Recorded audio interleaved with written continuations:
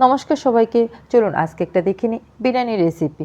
বিরিয়ানি কার না খেতে ভালো লাগে বিরিয়ানি, সবার পছন্দের এই বিরিয়ানি। তো এরকম যদি একটা খুব সহজ উপকরণে হয়ে যায় বিরিয়ানি, তাহলে আর কি লাগে। তো চলুন আজকে খুব সহজেই ঘরোয়া উপকরণ দিয়ে বানিয়ে নিই এই বিরিয়ানি রেসিপি। প্রথমে এখানে নর্মাল চাল নিয়ে নিলাম আমি 1 গ্লাস।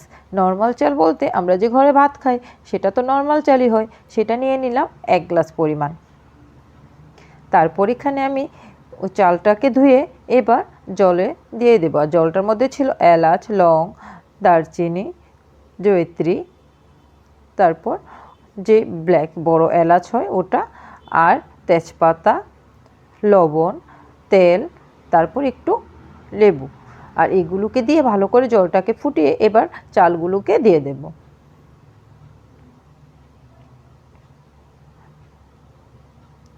তো এবার চালগুলো দেওয়া হয়ে গেলে তারপর এখানে আমি একটা নিয়ে নেব। এই পাত্রে আমি দিয়ে দিলাম প্রথমে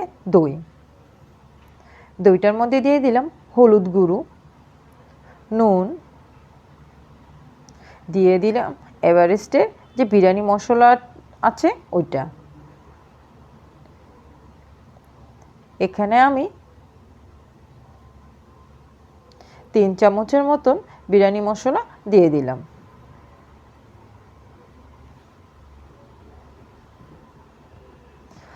এখানে আমি 3 চামচ দিয়েছিলাম। তারপর এখানে আমি দিয়ে দিলাম একটু কাশ্মীরি লাল মরিচের গুঁড়ো।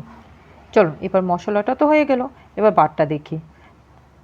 তো বাটটা এখানে আমার প্রায় হয়ে গেল, দেখতে পাচ্ছেন।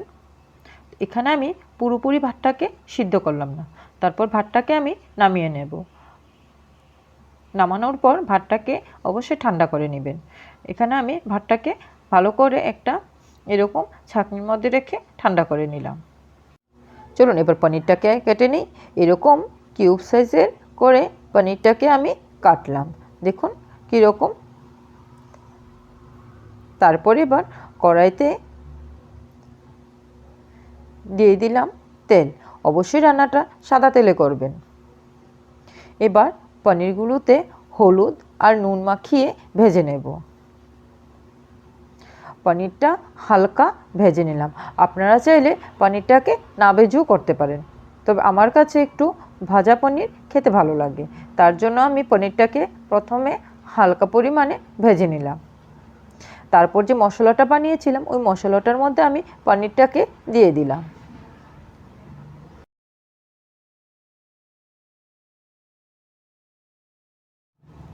এবারই মশলাটার সঙ্গে পনিরটাকে ভালো করে মিশিয়ে 2 মিনিটের জন্য রাখবো। তারপর ওই তেলের মধ্যেই আমি দিয়ে দিলাম এলাচ, লং আর দারচিনি, আর দিয়ে দিলাম অল্প পরিমাণে জিরা। বাস এতটুকুই ফোড়নের জন্য দিলাম। এখানে 2টো তেজপাতা দিয়ে এবার টমেটো পেস্ট দিয়ে দিলাম। আর পনির বিরিয়ানির মধ্যে টমেটো পেস্ট অবশ্যই দিবেন। টমেটো পেস্ট দিলে পনির বিরিয়ানি খেতে খুবই ভালো লাগে। তো টমেটো পেস্ট দেওয়ার পর এখানে টমেটোটা যখন একটু ভাজা হয়ে আসবে তখন এখানে দিয়ে দিলাম হালকা পরিমাণে অল্প একটু জল। তারপর যখন টমেটো আর এই মশলাগুলো ভাজা হয়ে আসবে তখন এখানে পনিরটাকে দিয়ে দিলাম। এবার ম্যারিনেট করা পনিরটাকেও ভালো করে মশলার সঙ্গে মিলিয়ে নেব। তারপর এখানে অল্প একটু জল দিয়ে এবার বয়েল হতে দেব। বয়েল হয়ে যাওয়ার পর এখানে আমি খুব সামান্য পরিমাণে জল দিলাম। এবার পনিরটাকে ভালো করে 5 মিনিটের জন্য বয়েল হতে দেব। তারপর এখানে ভাতগুলোকে দিয়ে দিলাম। আর এখান থেকে আমি কিছু পরিমাণ পনির রেখেছিলাম আলাদা করে। তারপর এখানে আমি সবগুলো ভাতকে এভাবে দিয়ে দিব। আপনারা চাইলে পেঁয়াজ রসুন পেস্ট দিয়েও এই পনির বানাতে পারেন, তবে আমি আজকে খুব সহজে নিরামিষ পনির বানিয়ে দেখালাম।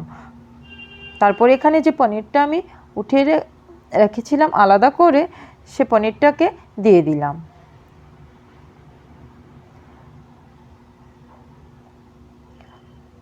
তারপর এখানে খুব সামান্য পরিমাণে একটু লবণ দিলাম।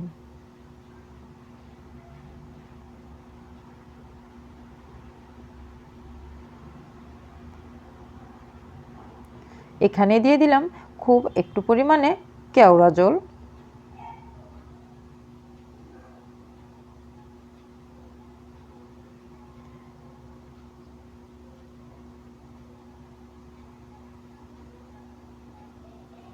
আর দিয়ে দিলাম একটু গোলাপ জল। দিয়ে দিলাম এখানে দুটো কাঁচা লঙ্কা চিড়ে। তারপর এখানে খুব সামান্য পরিমাণে ঘি দিয়ে দিলাম। আপনারা চাইলে ঘিটাকে একটু গরম করেও দিতে পারেন, আমি এখানে এভাবেই দিয়ে দিলাম। তারপর এখানে দিয়ে দিলাম ওপর থেকে অল্প পরিমাণে বিরিয়ানি মশলা। বাস হয়ে গেল এতটুকু দিয়ে এবার আমি ঘোড়া দিয়ে এবার রাখবো আমি কিছুক্ষণের জন্য।